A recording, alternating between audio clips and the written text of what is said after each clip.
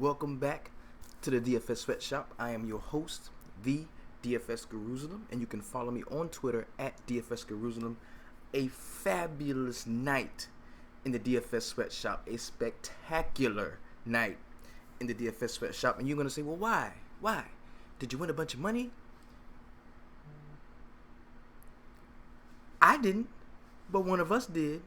The homie at Mike and Patsy on Twitter went out and destroyed the DFS world tonight, man. I mean, very, very awesome lineup he put in, man. And he went with a cheap Indiana stack where he was able to get Miles Turner, Jeff Teague, Glenn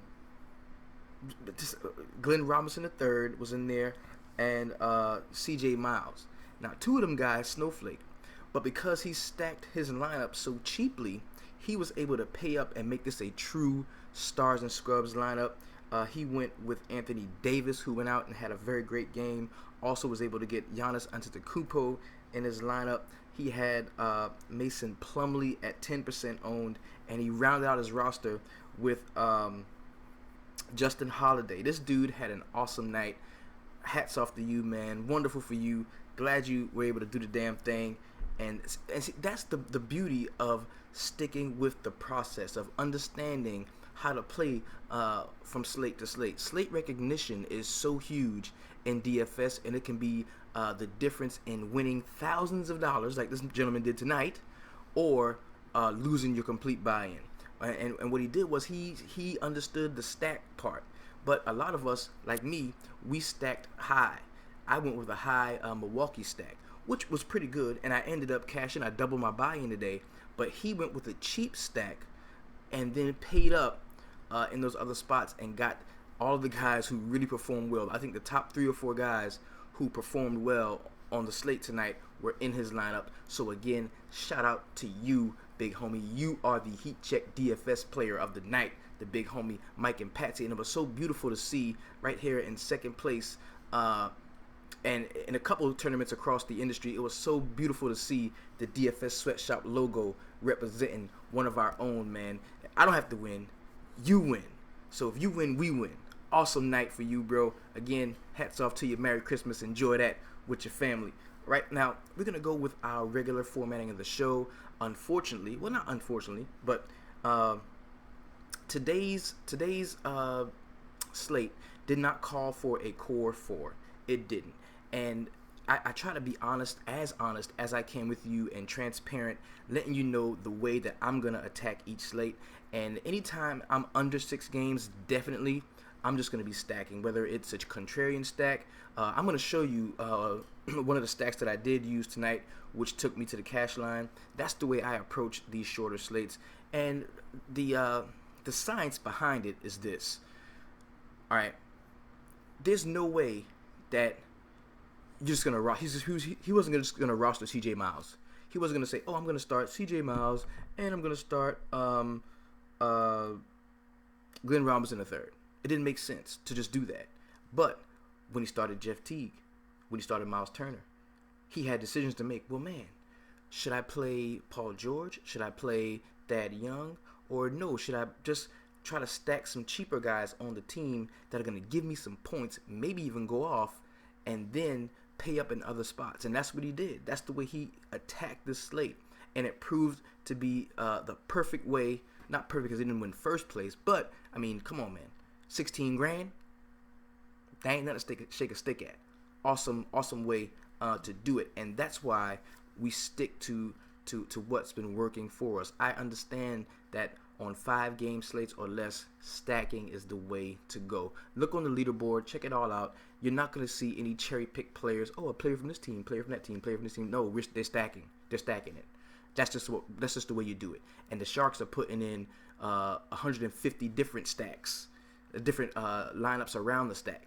So we've got to be keen on this as we go forth when each slate. We've got to understand slate recognition. The best time to cherry pick plays is 8 games. 6 to 8 games is the best time to just come up with a definitive core 4 and leave it there. But under 5 games and more than 8 games, a stack is always in play. It's almost always the only way to go when you're talking about a short 5-game slate. But in 10 or more games, stacking is always a good way to go because it's going to give you exposure to guys that you wouldn't normally roster just because you wouldn't be thinking about them. Like me, I had Mirza Teletovic in a Milwaukee stack. I had Giannis, Mirza, and Jabari Parker. I'm not gonna play no damn Mirza Teletovic just for no reason. I only played him because he was on the same team with these guys that I thought he would see the usage, he would see the ball, he would see the minutes, and he did in the first quarter, but he flamed out after that, and that's why I ain't up at the leaderboard tonight with this young man, but that's all right, because as long as he up there, we up there. So let's go ahead and jump into the feature for players of the night. These are the most talked about, tweeted about guys in the sweatshop. We all had something to say about these guys, whether it was good or bad. And we're going to start with the who dat scoring all them points over there, player of the night. And that, of course, is Jeff Teague at 6.4K, 18% in ownership. He goes out and scores 46.5 DraftKings points. If you had him in your lineup tonight, you definitely created separation for yourself. And by the way, I am drinking Crown Royal Apple for the homie. So good. The how did I miss that play tonight? This is especially for me. This goes for Gary Harris. Now, let's say we had applied that cheap stack idea to the Denver Nuggets game, where we had gotten the highest player we have gotten may have been Gallinari. We get Gallinari, Gary Harris, and we roll with that. That would have been a great play. Gary Harris went so under-owned because he was coming back off of an injury, didn't really know the minutes he was going to be receiving. He was supposedly on a minutes limit, but Mike Malone is such a wacky fucking coach that he ended up playing almost 30 minutes. And at 10% in ownership, 4K flat, dude goes out and scores 39.5 DraftKings points. An excellent, awesome game for Gary Harris. Now, we're going to talk about the heat check player tonight. And this isn't always the guy that scores the most points or the guy that's the highest price. This is just a dude that goes out and balls harder than anyone else. And tonight, that was Giannis Antetokounmpo at 17% in ownership. Now, a lot of people were not on him because he had that questionable tag all day long. But if you were in touch with Twitter, you were in touch with the team stream, and you knew what was going on close to that, what you saw was that he was going to play and that he was going to be fine. And he went out at 9.5K, the second highest salaried guy on the slate, and he went out and he scored 61.5 DraftKings points. An awesome game for Giannis Antetokounmpo. And now we've come to the one motherfucker who ruined about 30% of all lineups across the industry. This dude came in with so much hoopla on today's slate. Everybody had to have him. He's finally in the starting lineup. He's going to ball out, blah, blah, blah, blah, blah. And he was on track. He was definitely on track. But the 4 fouls in the first half is really what took him out of the game and derailed any lineup that you had with Nikola Jokic in it. And for that tonight, Nikola Jokic, you a motherfucking snowflake with your snowflake ass. Your coach is a fucking fool. We don't know what to do with the players in this lineup. The only guys that seem to be safe when it comes to the Denver Nuggets is Gallinari and Wilson Chandler. Anybody else, we don't know when the fuck they gonna play, how long they gonna play, how well we don't know shit. All we can look forward to going forward is gonna be Danilo Gallinari, who was the star of the team, and Wilson Chandler, the first guy off of the bench, and they both played well tonight. So I'm not gonna go too hard on you because it was a 4 foul situation, and you definitely won me a lot of money earlier in the season. But you gotta get your shit together. And tonight, you a motherfucking snowflake with your snowflake ass. Now let's go and get on with the rest of the show. I'm going to go ahead and just give you a brief look at the stack that I was talking about. Because you've got to know that I'm a guy that's going to tell you exactly what's going on. You can trust absolutely anything that I say about who I'm playing. Let's go ahead and jump into it. A guy messaged me earlier. He's like, yo, I thought you said you didn't really like Giannis. No, I didn't say I didn't like Giannis. I actually talked about how I was going to stack him and who I was going to stack him with. And I'm going to show you. This is my best DraftKings lineup of tonight. And as you can see, I had it in a lot of different spots. Entered it a couple times in the big tournament, the 4-point play. Had it in the hot shot, the 3-entry max. Few times in the quarter arcade. Few times in the and one, the dollar tournament. So I had about maybe $14 invested in this one lineup. I only played 2 lineups, just because on 5-game slates, short slates, I play sparingly. I didn't play a lot. I was gearing up for tomorrow, TGIF. We've got a big 10-game slate for tomorrow. But just to give you a look at this lineup, okay? Now, this lineup, of course, started as a Milwaukee Bucks stack. I liked them because they were on their home court, and I knew that Giannis having that questionable tag all day was kind of going to have people off of him. And that proved to be true, as he only went for 17% in ownership. So we started here with Giannis, who was second on the night in scoring with 61.5 DraftKings points. And I said in my video, my last video, that anytime I play Giannis, most times I play Giannis, I always play Jabari Parker with him. And he had 44.25 DraftKings points. Really nice game from Jabari Parker. And to round out the stack, I went with Mirza Teletovic. Now, what this allowed me to do was look to another game that I really liked and I thought was going to be a relatively high-scoring game with the pace right where I wanted it. And I'll be able to roster the 2 ball handlers in this game. One of them is going to be on the floor virtually the entire game, as long as it didn't blow out. But unfortunately, that's what happened in the Denver game. And I had CJ McCollum, who didn't have a bad game. He had 36 DraftKings points, reached almost about 6x value. And I had Dame Lillard as well at 59.7. Now, while I was doing it, I was like, damn, I should get one more piece of this game. A guy that comes off of the bench for the Portland Trail Blazers, who I think can score really well. And it turned out to be Evan Turner. He had a decent game. I believe he was at 4.9K. He went out and scored 24.75 DraftKings points. Pretty good showing from him. So the two, I kind of hit correctly on the 2 stacks. The Milwaukee stack was good, and the Portland stack was good. My mistake was Yusuf Nurkic scored 7 DraftKings points. He was only 3% owned, definitely in position to move me away from the field, but I didn't understand the inner workings of Mike Malone and what's going on with that team, and I really didn't understand how he is in the doghouse, which is why Nikola Jokic is started in the first place. So I'm thinking, well, if Jokic doesn't even have a good game, he's going to be highly owned. He's not going to hurt me. If he gets me 25 DraftKings points, that'll be fine, and he got 25.5. But that means he's not having a great game, so we're going to see some more of Yusuf Nurkic. Not thinking that they was going to put Kenneth Faried in, and he was going to play virtually the entire game, played upwards of 30-some-odd minutes. So we didn't see what we wanted to see from our mini stack of on the Denver side. But you can easily replace these 2 guys with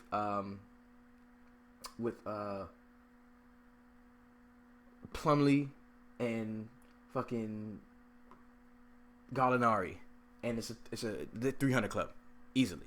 So a lot of times you're going to be on track. This lineup finished with 276.5 DraftKings points, just enough to double my buy-in. Pretty good night for me. Awesome night for the homie. Now let's go ahead and jump into a recap of last night's games. We are going to start with the first game on the slate. We talked about it just a little bit. Now we're going to go a little more in depth with it. And the reason why we do this is because we've got to know where we've come from if we want to know exactly where we're trying to go. We're going to start in Milwaukee, where the Chicago Bulls came to town to take on the Milwaukee Bucks. The game started out pretty lopsided, and that was just part of Giannis really asserting his dominance across the game. So it was a pretty good game from him. Really good game, actually. He played 40 minutes, almost had 39 minutes, 30 points, 14 rebounds, 3 assists, 3 steals, and 1 block. Really nice game from him. Jabari Parker, in his 35 minutes, has 28 and 5 to go with 3 assists and 2 steals. John Henson, he grabbed 10 boards, but not a great offensive showing from him. In 26 minutes, he had 4 points, 1 assist, 1 steal, and 2 blocks. We saw Mirza Teletovic. He was third on the team in scoring and had 13 points, no rebounds, and 2 assists in his 19 minutes. Now, on the Chicago side, underwhelming performance from both Jimmy Butler and Dwayne Wade. Wade, not as bad as Butler. Butler only had 21 points to go with 3 rebounds, 3 assists, and 2 steals. Taj Gibson had 19 and 4 to go with an assist and a block. And Dwayne Wade, like we said, he had 20 and 3 to go with 6 assists and 1 steal. We saw a so-so game from Rajon Rondo. He was questionable all day long, so I didn't have him anywhere. And in his 29 minutes, he had 5 points, 5 rebounds, 8 assists, and 1 steal. The next game we're going to get into is going to be the New Orleans Pelicans at home against the Indiana Pacers.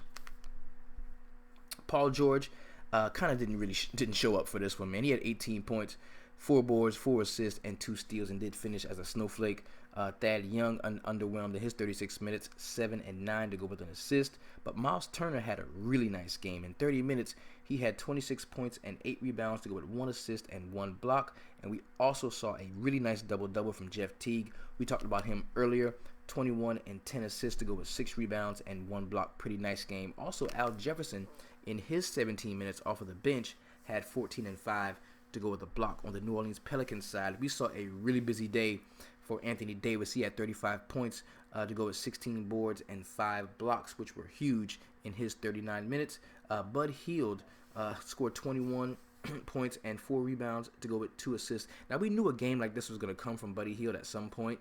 And if you were on him, it definitely was a really good showing for you. But Drew Holiday was actually the play of this game, man. In 35 minutes, he had 16 points, 7 rebounds, and 14 assists. Really nice game we saw from him. And Terrence Jones doubled in his 25 minutes with 11 rebounds and 10 points to go with a block. 2 blocks, an assist, and a steal. Nice game we saw from him. The next game is going to be the Denver Nuggets at home against the Portland Trailblazers. We saw pretty decent games from a few of the Trailblazers players, man. We're starting with Dame Lillard. He had 40 points and 10 assists to go with 3 rebounds. Pretty nice game from him. That was pretty much a Dame game. We saw a Dame game tonight. Mo Harkless in his 36 minutes had 9 and 3 to go with an assist, a steal, and a block. And Mason Plumlee, 19 points, 7 boards, and 4 assists, 2 steals. Pretty nice game from him. And CJ McCollum chipped in 23 points in his 37 minutes to go with 3 rebounds, and 4 assists. Pretty nice game from him. Didn't see much else from the Portland Trailblazers side. They didn't really have a lot of help in this game, and that's why they pretty much got their ass blowed out. On the Denver side of the ball, we saw a career-high game. We matched this career high. Danilo Gallinari, in 36 minutes, he had 27 points, 4 rebounds, 3 assists, and 1 steal. Nice game from him. I mean, all of the Denver starters got into it, man. Wilson Chandler, 17 and 8 to go with 3 assists and a steal. Nikola Jokic, 13 and 4 to go with 5 assists. But he did have those 4 fouls, which is very problematic for him. Gary Harris, we talked about him earlier, played 31 minutes, but was supposed to be limited to 27. He had 18 and 4 rebounds to go with 6 assists, 2 steals, and 1 block. Very complete game from Gary Harris. Kenneth Faried fell 1 rebound shy of that double-double bonus. He had 9 boards and 11 points to go with 2 blocks and a steal. And Emmanuel Mudiay, what the fuck is up with him, man? That dude, he's not playing well at all. 21 minutes, he had 10 points, 4 assists, and 1 steal. The next game we're going to get into is the Phoenix Suns at home against the San Antonio Spurs. The Spurs team defense is real, and that's why we didn't really see a good game from Eric Bledsoe. He had 14 points and 4 rebounds to go with 5 assists with a steal. Surprisingly, a pretty decent game from Devin Booker against the Danny Green defense that a lot of people don't like to target. But he had 17 points, 4 rebounds, 5 assists, and 2 steals. Not a good game from Tyson Chandler, 14 and 8 to go with 2 steals. Jared Dudley off of the bench had 10 and 4 to go with a couple blocks. Brandon Knight, in his minutes off of the bench, had 11 and 1 rebound with 2 assists and 3 steals. Not a great game on the Phoenix side as a whole. But on the San Antonio side, Kawhi Leonard doubled in his 27 minutes. He had 18 and 10 to go with 4 assists and 2 steals. We saw LaMarcus Aldridge for 27 minutes coming off of that day of rest. Not a great game from him. 14 and 7 to go with 2 assists and a block. Dedmon, man, he came off the bench and had 11 and 9 to go with a block. Pretty good game from him. Tony Parker, only 11 and a triple one with a rebound, assist, and a steal. And we also saw Danny Green for 16 minutes. He had 6 points and 1 rebound to go with 1 assist. Not a great game from him. The last game on the slate, and the game that we all knew was going to be a blowout, the game that I told you do not fuck with Kristaps Porzingis. This was even before the Carmelo Anthony news came out. When the Carmelo Anthony news came out, I was like, well, maybe he might be in play, but I'm still not fucking with him, and I didn't. The price is too high on that dude. He is a 6 to 7K player at the most. He's too inconsistent, and he's just not, he hasn't had enough seasoning yet to like carry a team on his back and be that guy that can go out and get 6x value on any given time against any given team, and he showed that tonight against the Golden State Warriors. Kristaps in 35 minutes had 8 points and 5 rebounds, no blocks, no steals, no assists, none of that. Horrible game from Kristaps Porzingis. Pretty decent game we saw from Brandon Jennings. He had 10 points, 6 assists, and 6 rebounds. Hernan Gomez had a pretty decent game off the bench, 8 and 10 to go with 2 assists and 1 block, but that was all a part of the scrub love. And Justin Holiday, man, he was actually the star of this game, if there was one on the Knicks side. In his 23 minutes, he had 15 points, 2 rebounds, 3 assists, and 6 steals, which were big to go with the block as well. On the Golden State side of the ball, like there was one point in this game where every player from Golden State could have had a fucking triple-double. Like they all were like balling out, and it was crazy because nobody like went ham and scored like 50 points. Kevin Durant in his 33 minutes had 15 and 14 rebounds to go with 8 assists and 2 blocks. Pretty good game from him. Draymond Green only had 5 points, but he had 11 boards and 7 assists to go with 2 blocks. And we also saw Klay Thompson for 32 minutes. He had 25 points, 5 rebounds, and 4 assists to go with a steal. Nice game from him. Steph Curry, this dude only scored 8 points. That's crazy. But he had 10 assists, and he had 8 assists and 10 rebounds to go with 1 steal. Not a good game from Steph Curry at all for that price point. Not much else we saw for the bench. We saw Sean Livingston come about 18 minutes, and he had 10 points and 1 rebound to go with 3 assists. That closes out the recap of last night's games. Let us go ahead and jump into the player pricing for tomorrow. And we do this so we can get a good idea of who's the highest price guy on the slate, who we're going to fade, who we have an automatic affinity to rostering. We're going to look at all of this as we check out the player pricing pool for tomorrow's 10-game slate on DraftKings. I'm going to open this up here, because there's definitely going to be a core of players tomorrow, a core 4 that we're going to be talking about. If you are in the Facebook VIP or if you are a paid subscriber, you will definitely get our core 4 plays for the day. You'll be able to see the roster building strategy, how we go about building that 8-man DraftKings roster, and you will also get our daily newsletter and player pool spreadsheet, where I just tell you these are the guys I'm playing, and you might be like, well, man, what about this guy? Why is he not on your list? Because he's not in my player pool. I'm just telling you, I'm just talking about the players I'm playing, and there's going to be good guys that are playable that's not in my player pool, but I'm just not playing them. So I'm not going to tell you about them if I'm not playing them. Why the fuck would I talk to you about a guy that I'm not going to play? That's that shark shit. That's that bullshit. That's that shit from the other big sites that just want to tell you, oh, everybody's in play. Oh, yeah. Fuck yeah, everybody's in play. If I'm running 150 lineups, everybody's in play. If I have a computer generating 150 lineups for me, and I have $450 to put $3 on 150 teams, fuck yeah, everybody's in play. I like everybody. But I'm a regular dude, just like you. I don't have $1,000, $1,500, $2,000, $3,000 a slate to drop on every possible combination of lineups. All I got is my core 4 plays, my player pool, my common sense, my sports knowledge, and my daily fantasy sports knowledge, which I try to use the most. Let's go ahead and look at the player pool for tomorrow's slate. Now, we've got James Harden at $12K. He is the most expensive guy on the slate. And y'all already know how I feel about rostering James Harden. Him and Russell Westbrook are usually similarly priced, but they're just two different animals, man. Because, you know, what we're asking Harden to do is a lot more easily doable than what we're asking Westbrook to do on any given slate. So Harden, just because the price is $12K on him, he's not just completely out of the realm of possibility for me. He's not out of the realm of possibility. If that was Russell Westbrook, he would be definitely I'm not paying that much for a dude on a bad team. But this is a much better team, and guys can score on better teams. So we're looking at a New Orleans team going to Houston back-to-back. Anthony Davis on the back-to-back. So we want to be wary of that. We want to make sure everybody's going to be playing. And, if you want to roster James Harden, I don't have a problem with that. Now, I probably won't, just because it's just hard for me to pay that much for a guy like that consistently, to have him in enough lineups to really talk to you about. But you can do it if you want to, right? So, let's show over some. Then we've got Anthony Davis at 11.4. Remember, he's coming off a back-to-back. The DVP says they're third against the power forwards. But Anthony Davis is a generational talent. I don't give a fuck about DVP. If I like Anthony Davis, I'm going to play him. We got DeMarcus Cousins, 14th ranked DVP defense versus that position, going up against the Memphis Grizzlies at the Grindhouse. 10.9K in salary. You know what? I don't like Boogie as much as I normally would, just because this game against the Memphis Grizzlies is going to be a tough game. These guys send a lot of bigs at you. They have like an endless supplies of dudes that can just stand around you and make it hard for you to score buckets.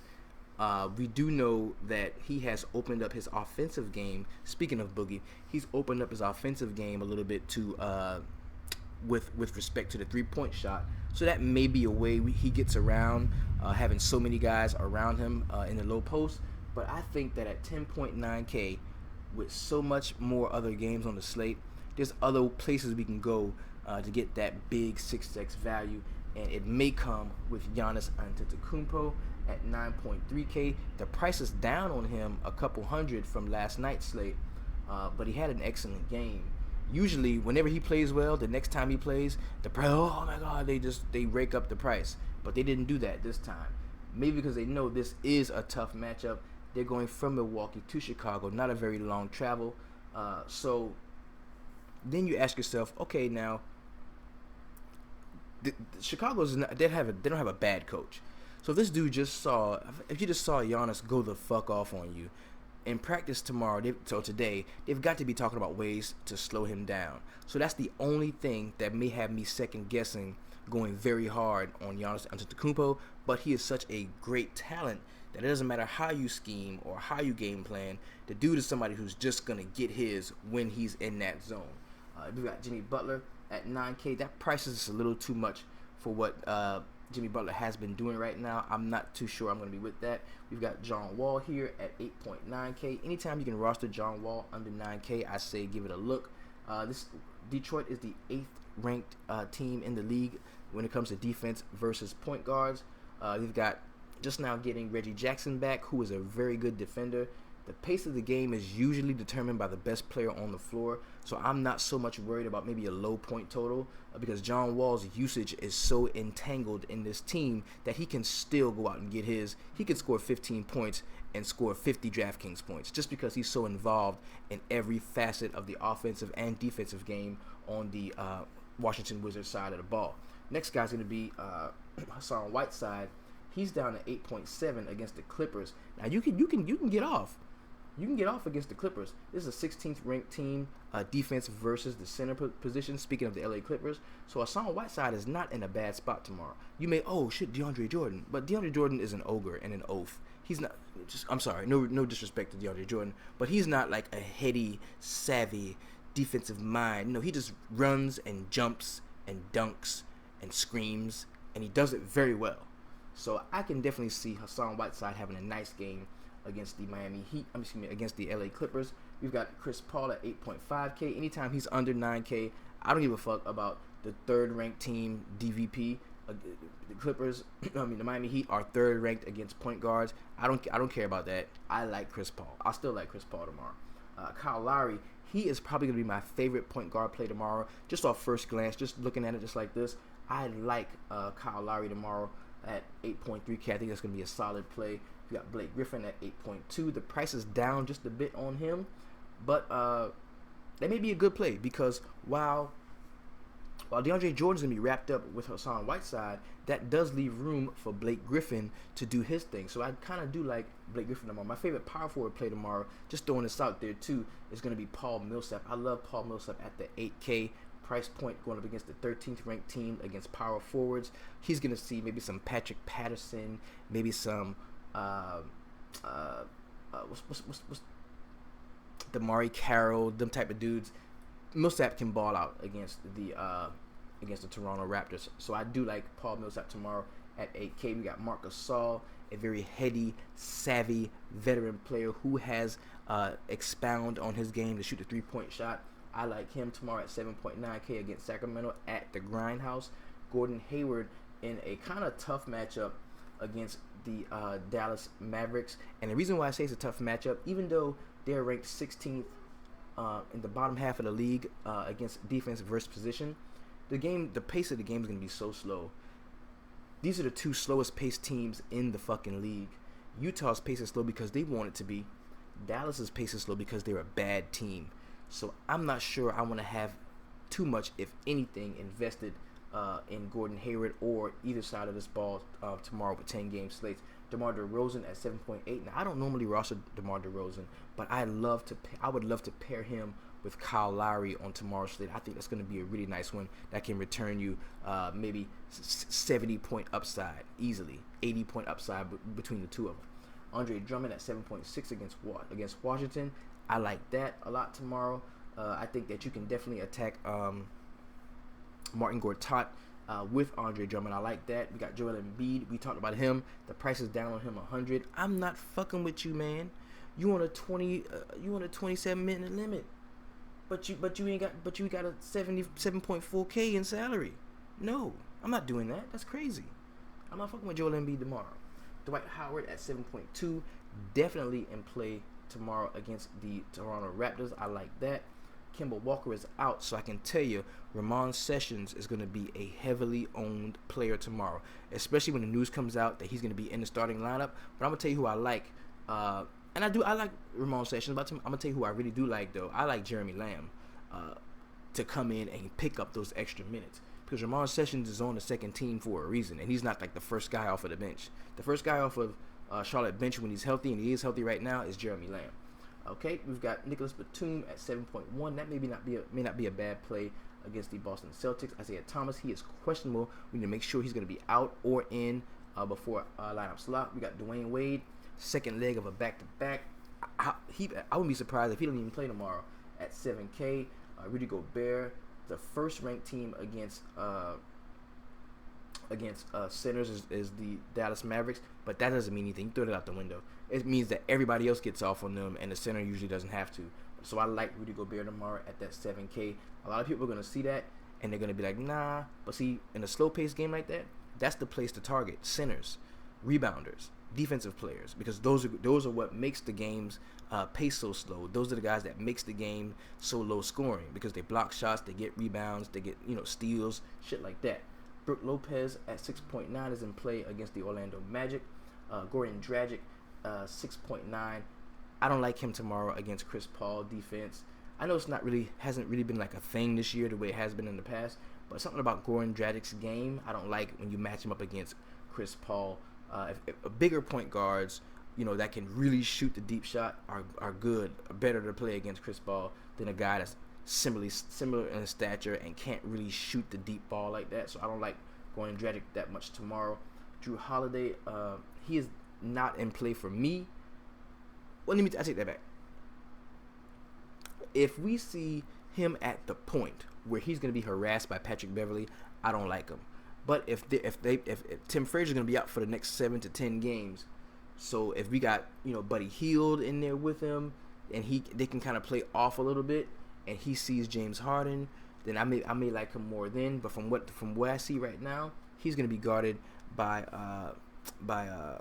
Patrick Beverley, so I don't like Drew Holiday too much tomorrow. Bradley Beal, he's in play against Kentavious Caldwell-Pope defense at 6.7. DeAndre Jordan, 6.7. I don't like that too much. Jabari Parker, I like Jabari Parker tomorrow at 6.6 against Chicago again. Avery Bradley at 6.5 is in play. Another player I really like, you can see I like this Atlanta and Toronto game. I like Dennis Schroeder, man. I like Dennis Schroeder. This is showing that the Toronto Raptors are 24th in the league defenses versus point guards. He's at 6.6K. The price really hasn't caught up with his production, so I definitely like Dennis Schroeder tomorrow. Rudy Gay is going to be questionable. We need to check on him. Al Horford against the Charlotte Hornets. You can attack both teams. Both of these teams, you can attack them rebounding the ball. Both of these teams are not very great rebounding teams. And I think tomorrow, without Kemba Walker and just having that imbalance on the Charlotte Hornets side, rather than attack Boston rebounding with maybe Cody Zeller, I think I'm going to attack Charlotte rebounding with Al Horford, somebody who can also score the ball as well as rebound and play decent defense. Serge Ibaka at 6.2, he is in play against the Brooklyn Nets. I'm not going to have too much of him. Trevor Booker on the other side of the ball is definitely in play at the 6.1 mark. Sweet Lou Williams against Philadelphia, no, I don't need that. Julius Randle against Philadelphia at 6K. He's in line for a big game. I like Julius Randle tomorrow. Martin Gortat, no thank you against Andre Drummond. Evan Fournier, very nice play, I think, there at 5.9K. Anytime you get somebody like him at under 6K, you're getting something. I like him tomorrow. I definitely like Evan Fournier. Nikolai Vucevic still may be out with the eye laceration he had. Rajon Rondo at 5.8. I don't want any of that. Tim Frazier, we know he's out. Harrison Barnes at 5.8. This is back again to that low pace game. I don't like him at all. Two slowest paced teams in the league. I'm good on that. We got Ersan Ilyasova at 5.8. We really don't know what the minutes are when him, Embiid, and we may see Nerlens Noel tomorrow. That's going to push him down a little bit in minutes. So I don't think we're going to go to Ersan Ilyasova tomorrow. Marcus Smart, only if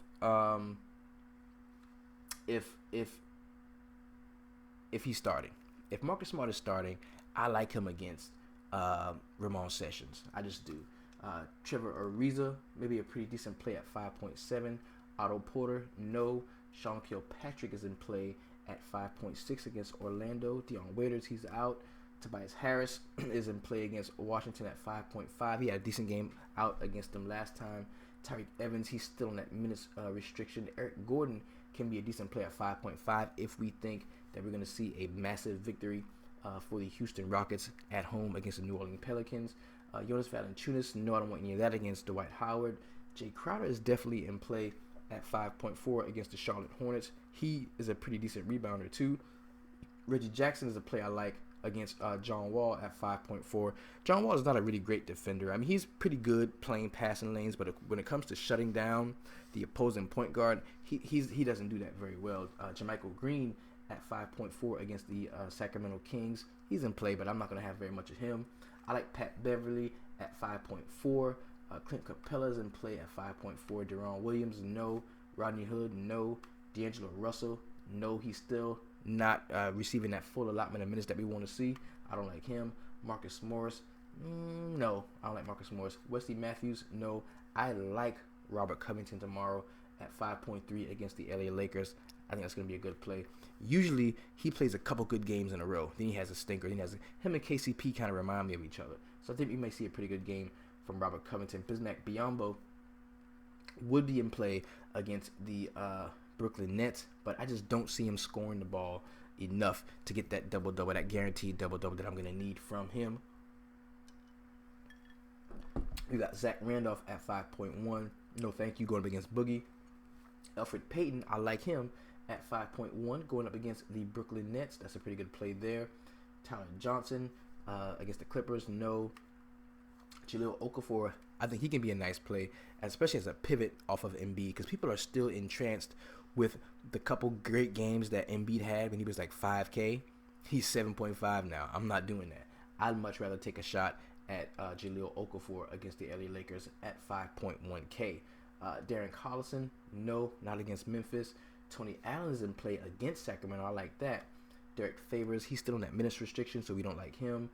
Sergio Rodriguez could be a decent play at 5K, especially if Jared Bayless is out. We want to check that news. Aaron Gordon, he is trending upwards, but I don't think I like him against Trevor Booker tomorrow. Ryan Anderson, no. Thabo, no. We're going to see Kent Bazemore back tomorrow, who is also dead to me. Taj Gibson is not in play for me. Jordan Clarkson at 4.8 can be a decent play against Philadelphia. I like him more than I like Lou Williams. The price is a lot lower. Robin Lopez at 4.7 had a pretty good game out last night. He can be in play. Shelvin Mack at 4.7. No, too slow pace of a game. Kentavious Caldwell Pope is somebody who I like at 4.6. I like him tomorrow against the Washington Wizards. Bojan Bogdanovic at 4.6 can be in play. Luau is getting a lot of minutes lately. The old man is getting a lot of minutes. And if Robert Covington starts the game out playing well, I think we're going to see a lot more minutes for Luau Deng. They kind of scaled back the minutes for Brandon Ingram, and they've given them to Luau Deng. I think that trend continues, and at 4.6K, I don't think he's a bad play at all tomorrow. Omri Caspi at 4.5, no thank you. DeMarre Carroll, 4.5, no thank you. Greg Monroe is in play. Second game of back-to-back. Saw limited minutes tonight, so he can get a lot of minutes tomorrow. I like that. Langston Galloway at 4.4. He's definitely in play, playing with the second team, because James Harden sometimes plays with the second team. He's going to see Harden defense. He can shoot the jumper or drive past him. Harden will let him go. I like Cody Zeller if you want to stick to one of the sweatshop laws that we attack Boston rebounding. I like him. Terrence Jones, but I can't pick. He is dead to me. MKG is down to 4.2. That can be a decent play too, rebounding against that Boston team. John Henson is down to 4.2. We like him tomorrow as well. Nerlens Noel, 4.2. He's questionable, but I saw a report that says he will give it a go. He will play tomorrow. Joe Johnson, Nick Young, Swaggy P, Tim Hardaway Jr. He's not starting anymore, so we're not worrying about him. Marvin Williams is down to 4K flat. That might be a decent play. There's going to be some love in that Charlotte game because so much usage went to Kemba Walker. It's got to go to somebody. It's either going to go to people like Nick Batum. It's going to go to Marvin Williams. It's going to go to MKG. That usage has got to go somewhere. So I think that may be the missing link to cracking the code tomorrow is finding out where Kemba's usage is going to go and then exploiting that as an option. Let's go ahead and jump into the point totals for tomorrow, and we're going to run through this fairly quickly because the video is going a lot longer than I thought it would have been, but it's okay because I'm with a fan in the sweatshop, baby. Let's do it. We're going to start with the Brooklyn Nets traveling to the Orlando Magic. This is a 217.5 point total. We've got the Brooklyn Nets receiving 6 points in this game. Orlando is the home favorite. We talked about it already. I think you can attack Brooklyn Nets on the perimeter, and that would lead me to like Fournier as well as Elfrid Payton. They've put together a nice string of games over the last 3 games, I believe, and I think that continues against the Brooklyn Nets. On the Brooklyn side of the ball, we've got to look to Booker, because Booker is due for a nice scoring game as well as a rebounding game. Last couple of games, he rebounded very well but didn't score very well. I think that changes tomorrow. We can look to Trevor Booker for a guaranteed double-double. I like him tomorrow. Also on the Nets side, we can look to Kilpatrick. He is going to be a decent play in the game, and we might see some minutes from Jeremy Lin. So we want to check out on that and make sure we're not rostering any guys, any Isaiah Whiteheads or any of them. I think Lin is going to see some minutes tomorrow. The next game we're going to get into is the Washington Wizards at home against the Detroit Pistons. Surprisingly, we've got a over 200 point total in a game where the Detroit Pistons are in. Wow. It's 203.5 is the point total. The differential is 1.5 going in favor of the Detroit Pistons. They are giving up 1.5 points to the Washington Wizards. So the Wizards are a home dog. Anytime I see a home dog, especially with a guy as good as John Wall, it automatically puts him in play for me. I like John Wall tomorrow.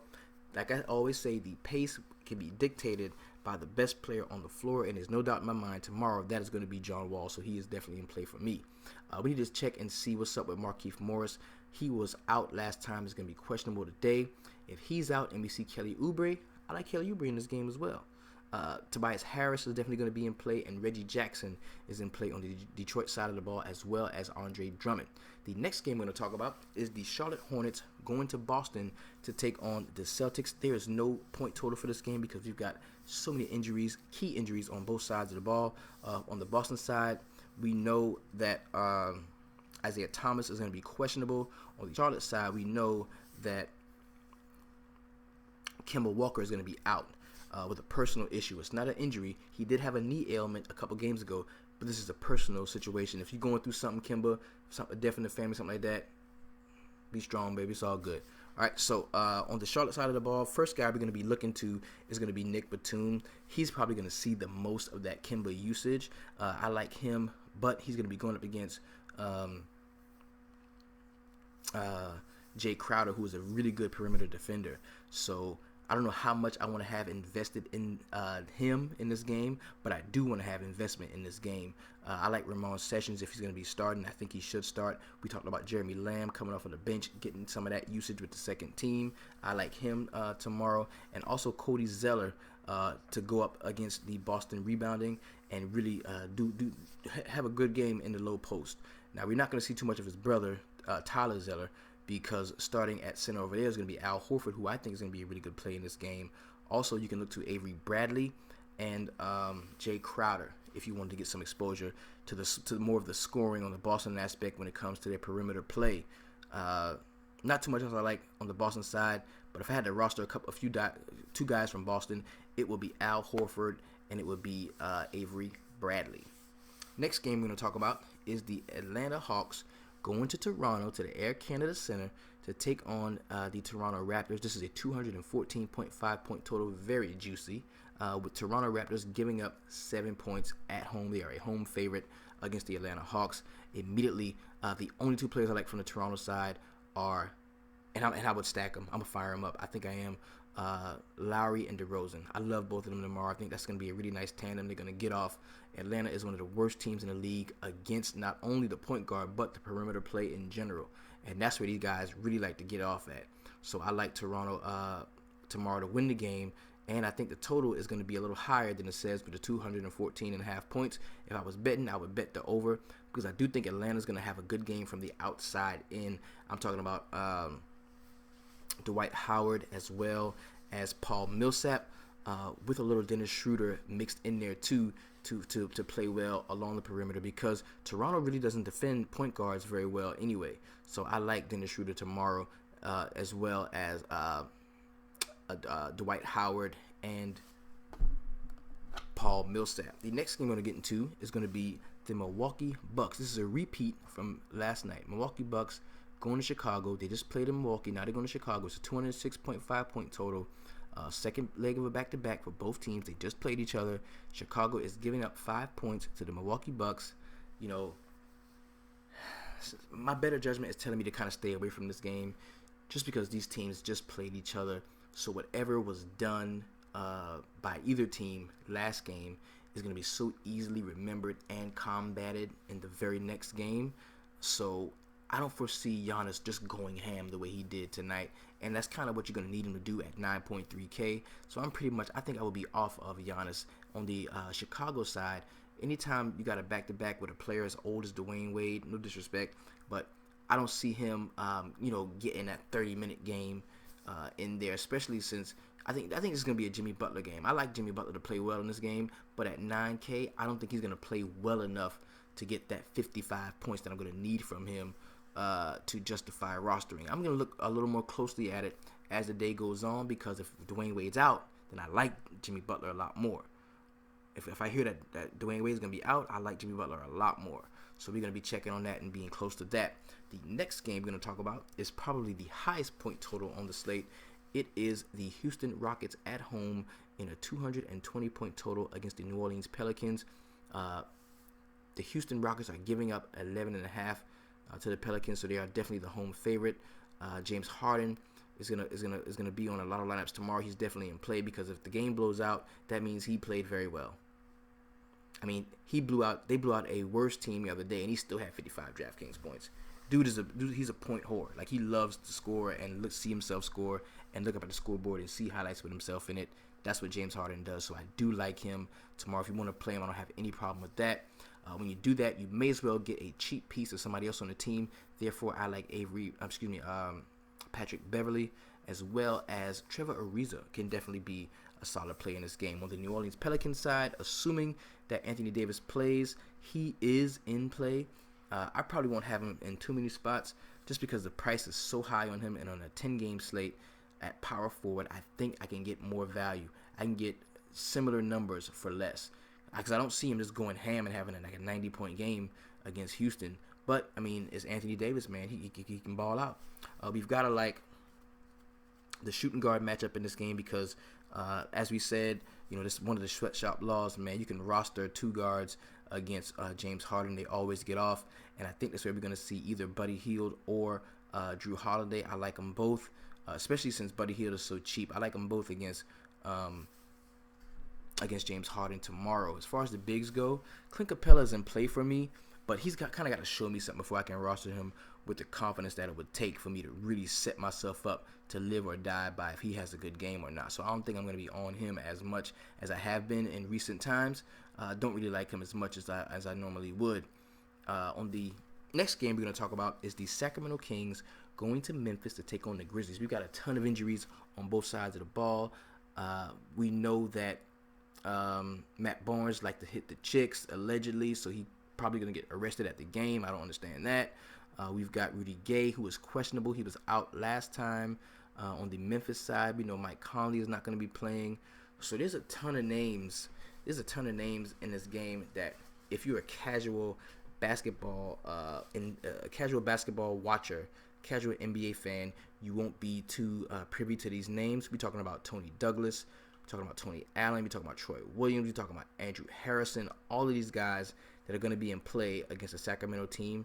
And Memphis is so short-handed that they're all going to be viable plays, especially to go along with Marc Gasol. So on the other side of the ball, you've got Boogie, who's going to be, he's going to be Boogie, 10.9K. If you think he can get 60 points, go ahead and throw him in your lineups. I'm not fucking with that because the pace is slow at the Grindhouse, and it's hard for teams to play well there.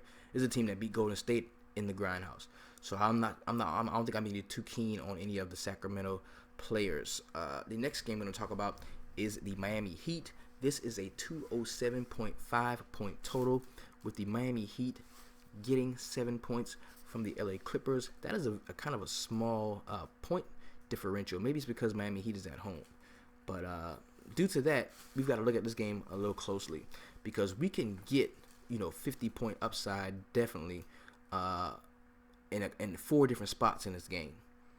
Easily 4 different spots in this game. Number 1, Chris Paul. Number 2, Hassan Whiteside. Number 3, Blake Griffin. And 4th, Dragic. So, through process of elimination and deduction, I would come up with my 2 favorite players in this game being Whiteside and Chris Paul.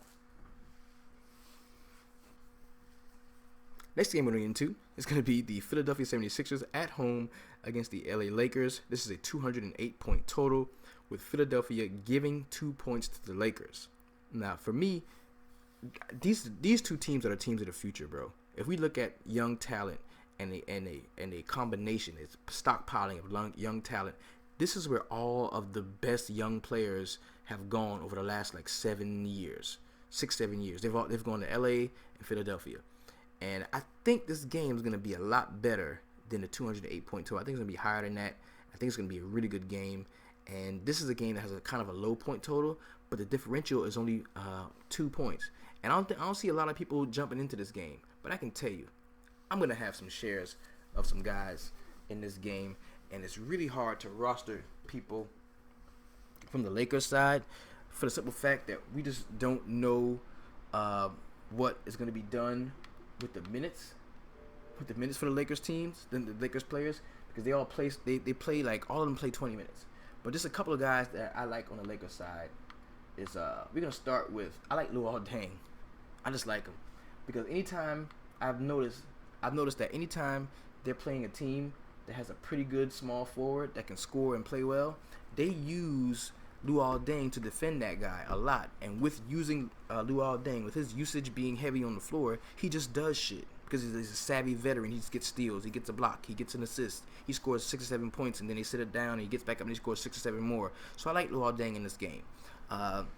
Another player on the Lakers side I like is Julius Randle. I think he's due for a solid game. I just think he's due. Last time out was not a good showing. The ownership is probably going to be low on him for 2 reasons. Number 1, he shit the bed last time. Number 2, it's a large slate, lot to choose from. I think we can definitely go to Julius Randle tomorrow in this game. And I also like Jordan Clarkson too. He's a sneaky play for me. Don't like Lou Williams at all in this game. And we can go ahead to the Philadelphia side, where I told you I will not be rostering Joel Embiid, as long as he is above 7,000 with a 27-minute limit. I'm not doing it. I'm not setting myself up for that, which leads me, if I have to go to a big in this game, I would definitely go to Okafor. We know that Dario Saric as well as Ersan Ilyasova have been pushed down the rotation with the healthy emergence of Nerlens Noel. Spanish chocolate is definitely in play in this game. LA Lakers are not very good against point guards if Jared Bayless is out. Remember that. So Robert Covington is also a player I really like in this game too. And we can also look at Gerald Henderson. If he wanted to punt the shooting guard position, he can score against these guys. He can score against the LA Lakers. So I think there's a lot to be looked at in this LA and Philadelphia game. Don't just gloss over it, man. Dig into it and do some research and check it out for yourself. The next game is a complete fade for me for many, many reasons. Let's start with this. 187 point total. I'm cool with that. No, I'm not fucking with that. Then we're going to look at the minus 11.5. So you mean to tell me not only is this the lowest point total on the slate, and we are talking about Dallas and Utah. This is the lowest point total on the slate. Utah is giving up 11.5 points to the Dallas Mavericks. These are the two slowest paced teams in the league. I'm done. I want nothing to do with anyone in this game. The only person that I would remotely have a small amount of interest in is Rudy Gobert, because Dallas, the point total is low for Dallas on their side because they're a bad team and going to miss a lot of shots, which means a lot of rebounds for the opposing team, the Utah Jazz. But they're just not going to have to score a lot of points to beat the Dallas Mavericks. So I don't like too much in this game. The only person, like I said, I would be looking at would be Rudy Gobert. Now, we have recapped last night's games, jumped into the point totals, jumped into the player pool, pricing and all of that. Now, I just want to thank you for being a part of the DFS Sweatshop. Shouts out again to the homie Mike and Patsy, at Mike and Patsy on Twitter, who really did the damn thing in the tournaments. And if you want to support the show, there are many, many, many ways to do it. You're doing it now in the purest form, just by giving me your ear, viewing, liking, subscribing, sharing. That's awesome. But if you want to support the show in a different way, there's a box over there. You click it, it says support the show. Let that box take you wherever it wants to. Look out for the show. If you want to cop some DFS Sweatshop swag, there's going to be a link in the bottom of the video where you can do that. If you want us to support my personal PayPal, it is SimmonsMaurice95 at yahoo.com. Or if you wanted to become a member of the DFS Sweatshop family, you are more than welcome to visit our website at www.dfssweatshop.com. Remember, this has been your DFS Jerusalem, and the only thing I really need you to do on this TGIF slate is keep it 300.